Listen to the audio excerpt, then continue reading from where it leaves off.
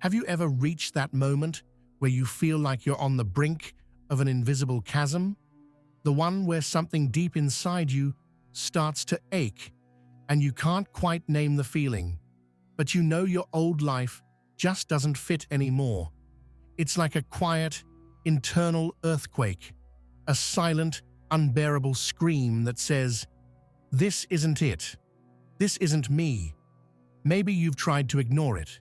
Maybe you've numbed yourself with work, distractions, or the comfort of a familiar routine. But for some of us, that silent scream gets louder.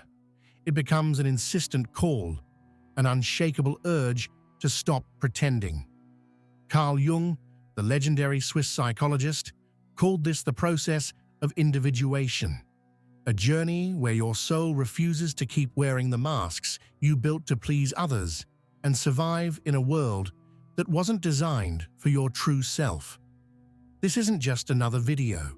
Think of it as a mirror, a reflection that finds you exactly when your conscious mind is out of answers, but your deeper self knows it's time to act. The life you've been living, the one that feels so normal, is a maze of other people's expectations. You're in a job that pays the bills, but secretly drains your spirit. You're in relationships that feel more like slow leaks than sources of energy. Or maybe the trap is more subtle. The fear of not being accepted, the weight of a path chosen for you, not by you. Jung warned that the greatest danger isn't chaos. It's the quiet surrender to an inauthentic life. The real catastrophe is living a story that isn't yours and not even realizing it. That's why the call to awaken often arrives through suffering. When your soul has tried every subtle whisper, through dreams, through exhaustion, through emotional numbness, and you've ignored it, it raises the volume. That's when a dull discomfort turns into full-blown despair. A nagging doubt becomes crippling anxiety. What was once fatigue becomes a total collapse. And here's where things get interesting. You start attracting the very messages you need to wake up. It's not magic, it's your psyche actively searching for the keys to escape its own internal prison. That's why you're watching this right now. Your unconscious mind, as Jung described, has a symbolic intelligence, and it speaks when the ego is finally ready to listen. This video wasn't a random accident. Nothing is when it comes to the soul. This isn't a quick fix or some cheesy self-help formula. It's a confrontation, a chance to look in the mirror and face everything you've been avoiding. The fear, the anger, the guilt, the emptiness. These aren't signs of weakness. They're evidence that the old structure of your life is crumbling because it's reached its breaking point. You are not broken. You are being pushed to be reborn. This is the moment. It can no longer be postponed. Most people are functional zombies. They wake up, they work, they produce, they follow the rules, and they repeat. They think this is what normal looks like. But it's not normal, it's just common. And common is not the same as healthy. From a young age, you were taught to seek stability, to fit in, to not rock the boat. The message was clear. Don't question. Be grateful. Do what is right. But right for whom? Jung wrote that the biggest threat to the individual soul in modernity is massification, the transformation of a human being into a replaceable cog in a system that values conformity over authenticity. That suffocating feeling you get from your routine, it's not a flaw, it's your psyche screaming, "This is not you." You may have done everything right, graduated, got a job, found a partner, posted smiling photos, and yet you feel empty, as if a part of you is just watching your life from the outside. This feeling of being disconnected is not an illness. It's your consciousness trying to break through. It's your soul saying that the mask you built to survive is no longer enough to truly live. The normality they sold you is a sophisticated trap. It offers you small hits of pleasure in exchange for your freedom. You get social approval, a steady paycheck, and a sense of belonging. But the cost is your truth, your inner voice, your spontaneity. Over time, you forget who you really are. Jung said that adapting to society is necessary, but it becomes pathological when it requires you to abandon yourself. That's exactly what millions of people do. They live normal lives, but they are emotionally numb, spiritually apathetic, and existentially lost. The system rewards obedience with distractions. Netflix, takeout, likes on social media. Also, you never have to ask yourself, am I living or am I just existing? This collective lie creates an illusion of security, but deep down, you feel the crack. You're probably trying to silence this pain with busyness, entertainment, or surface-level relationships, but no distraction can quiet a soul in crisis. And when you start to question everything, the world tries to convince you that you're the problem. It's just anxiety. You need a vacation. It's just stress. But deep down, you know this isn't simple tiredness. It's despair. You feel that something is fundamentally wrong with your life, not because you're failing, but because you're awake enough to see that the whole structure is a lie. False normality is a disguise for psychic death. It's a life guided by duty, not by meaning. Jung said that an unlived life is a disease from which one can die. And what we see most are people dying slowly, one day at a time, trapped in a story that was never theirs. But there is a way out, and it begins with tearing down this farce. The next step isn't to go back to sleep. It's to accept that this restlessness, this existential anguish, is the prelude to something so much bigger: transformation. In a moment, we'll talk about why you aren't broken, but rather ready. If this is resonating with you, take a second to hit that like button. It helps a ton. Our culture tells us that suffering is a sign of failure. If you're struggling, something went wrong. If you're sad, you have a problem. If you feel like you don't belong, there's something wrong with you. But this is a dangerous lie. Suffering isn't a defect to be fixed. It's a sign to be deciphered. And maybe for the first time in your life, you're about to understand it. Jung said that the soul refuses to keep pretending when the moment of transformation arrives. What you call an existential crisis, an emotional collapse, or inner emptiness is actually the beginning of a deep awakening. Despair, chronic fatigue, the feeling of being an outsider. This is the symbolic language of your psyche saying you are ready to shed the persona you've worn for years, ready to face your shadow, ready to become who you truly are, not who the world told you to be. You may feel like you're falling apart, but what's actually falling apart isn't you. It's the character you created to survive. It's the shell that protected you until now, but has since become a prison. Your suffering isn't a sign of weakness, it's a sign of strength, because only a mature soul has the courage to confront its own emptiness without an anesthetic. Only those who have carried the weight of the lie are fit to carry the truth. Jung observed that the human psyche intentionally produces suffering as a mechanism of transition. When your ego resists change, your unconscious responds with symptoms: anxiety, insomnia, apathy, anger. These aren't obstacles on your path. They are the path. They force you to stop, to question, to look inward. They compel the collapse of the old so something new can emerge.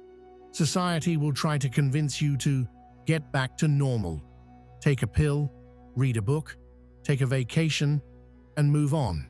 Don't fall for it. That normal is what made you sick in the first place. You don't need to go back. You need to go through. You don't need to fix yourself. You need to free yourself. Your pain is a threshold, a symbolic portal. If you resist it, it becomes chronic suffering. But if you listen, it becomes an initiation. It won't be comfortable or quick or pretty, but it is real, and it is necessary. Jung said that the process of individuation begins when you get tired of being half, when you realize you can no longer live on the surface of your consciousness, when you understand that you need to integrate what has been hidden, your repressed emotions, your traumas, your denied desires. This integration isn't a spiritual luxury, it's an existential necessity. You are not broken. You're simply in the middle of traversing the unknown territory of your own soul. Every tear, every moment of feeling lost is part of the trail. Your pain is trying to wake you up. And now that you're starting to listen, something inevitable happens. You begin to notice that certain messages, people, and symbols, even this video, appear in your life with a meaning that goes beyond mere coincidence. This is what we'll talk about in the next part.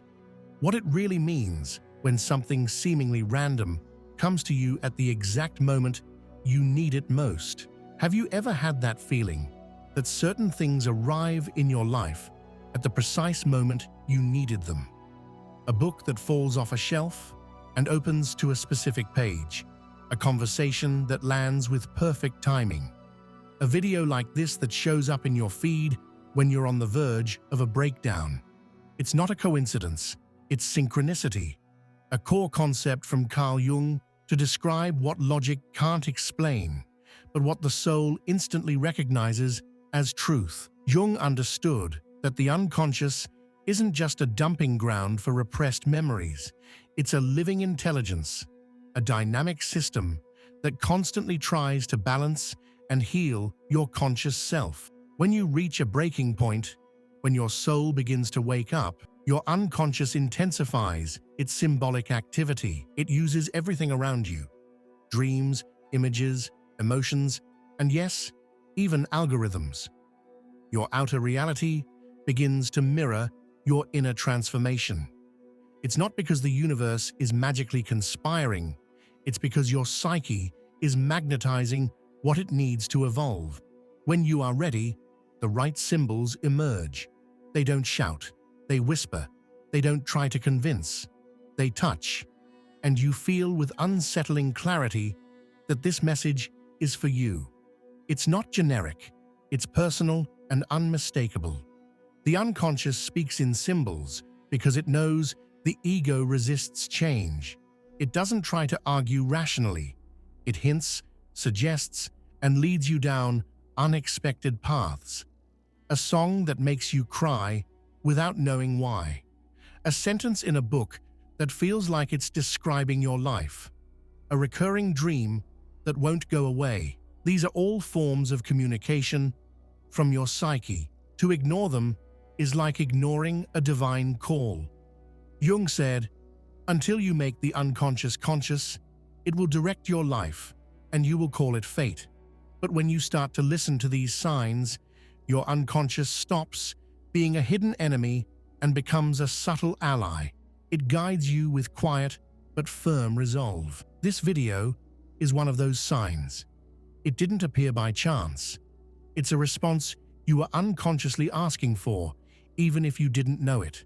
If you're still here, it's because something inside you recognized this content as necessary.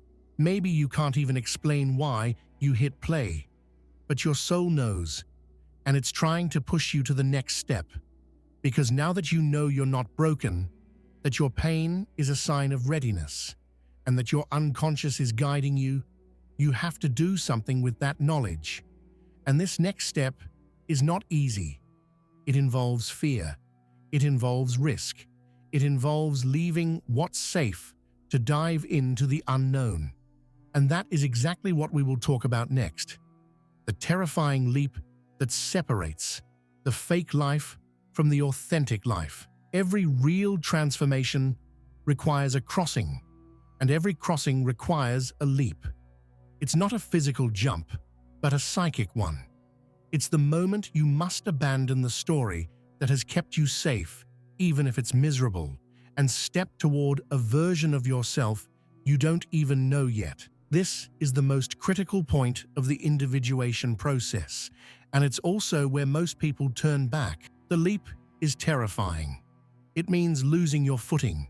It means having no more guarantees, no more maps, no more instructions. It means letting go of the polished persona you've built, the one that got you here, but has now become a gilded cage. It means saying no to everything that looks right on the outside, to finally say yes to what's pulsing on the inside.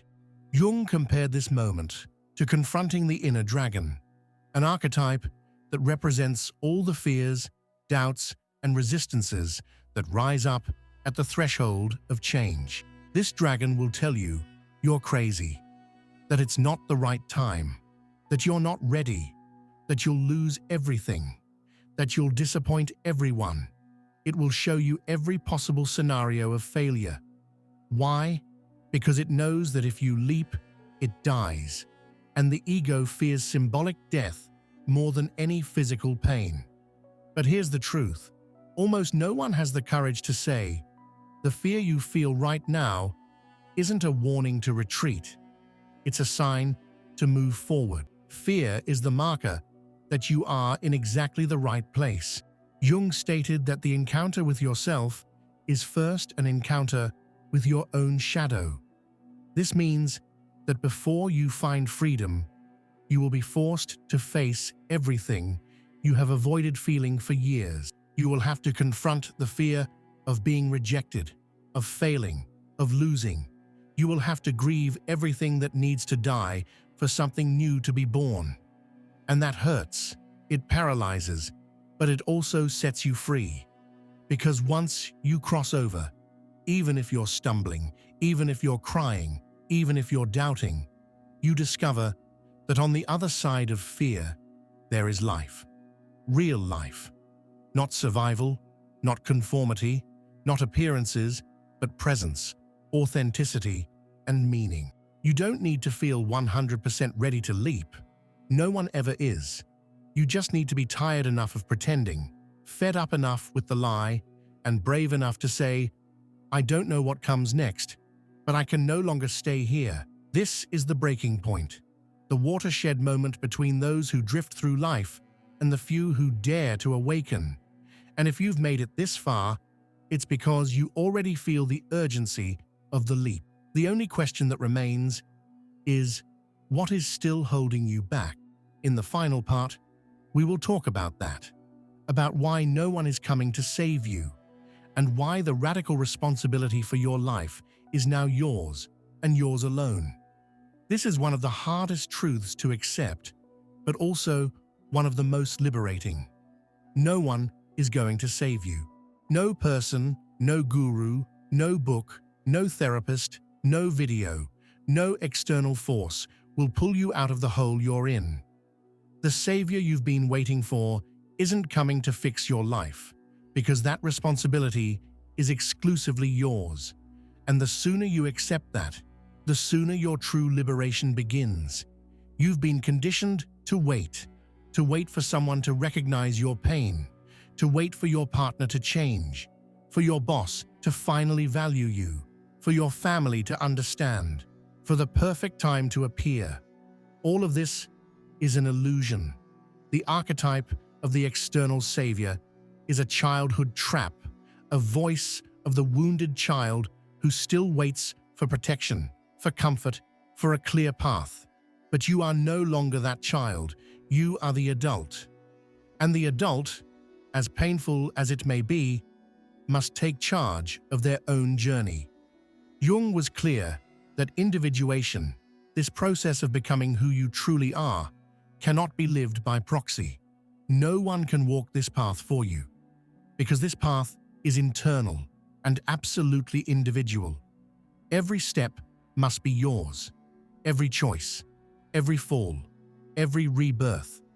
Radical responsibility doesn't mean you are to blame for everything that happened to you, but it does mean that from this moment on, you are responsible for not staying where you are. Even if the pain was caused by others, the healing depends on you. The truth is, the system we live in profits from your passivity. It wants you to stay dependent, insecure, and obedient, to follow the rules without questioning, to consume and to numb yourself, to wait for ready-made solutions, and you have waited long enough. This is the moment to break free from that emotional, spiritual, and existential dependency. No one is going to knock on your door to rescue you. There will be no clear sign. There will be no permission. There will be no instruction manual. What exists is this growing discomfort inside you, this persistent voice that torments you, that provokes you, that urges you to act, the one that tells you with increasing force, either you change or you continue dying in slow motion. You have everything you need within you to begin this crossing. But as long as you keep outsourcing your freedom, you will remain trapped. As long as you wait for someone to tell you it's okay to leave your job, to end that relationship, to start over, you will continue living someone else's life. Your ego will tell you it's impossible, that it's too dangerous. But the ego is a coward. It only wants to survive. Your soul wants to live. Taking responsibility for your life is the beginning of true maturity. It is the moment you stop playing the victim and start rebuilding yourself. In silence, without an audience, without guarantees, but with dignity. And this is where the inevitable question arises. What exists on the other side of this fear? What is there after you accept that you are alone, and the leap depends only on you? The answer Jung gives us is clear. Real life. The one you came here to live, but have postponed for too long. And that is exactly what we will talk about next. What exists on the other side of fear, and why your authentic life begins exactly where you are most afraid to tread. There is an invisible line that separates the life you live from the life you came here to live. This line isn't made of external obstacles, lack of money, or other people's opinions. This line is made of fear. The fear of changing, the fear of disappointing, the fear of failing, the fear of stepping out of the cave of normality and walking alone into the unknown. But it is on the other side of this fear that your real life begins. Jung teaches us that fear isn't an enemy.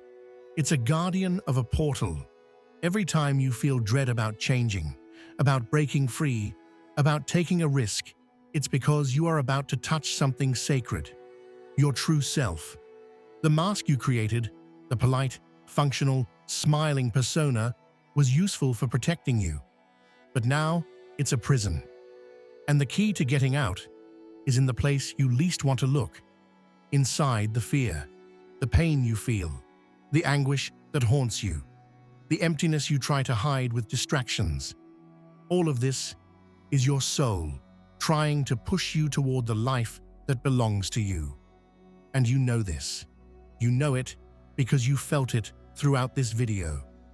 Because even without being able to explain it, something in you recognizes that these words are for you. Not for some generic person, but for you. The question now isn't whether you're ready. You'll never feel that you are. The question is, will you continue to drag yourself through a life that makes you sick, or will you cross through the fear and start to truly live? No one will come to save you. There will be no clearer sign. There will be no manual. But there is a choice, and that choice is here now. So leave a mark, a small phrase, a symbolic declaration. Write in the comments, "I choose to cross." Not for me, but for you. Because naming is invoking. Writing is sealing. And this could be the first conscious decision of the new life that awaits you. And if this video found you when you needed it most, as I believe it did, keep watching. The next video is just as important as this one. It awaits you as another step on the path. You've already begun. Don't stop now.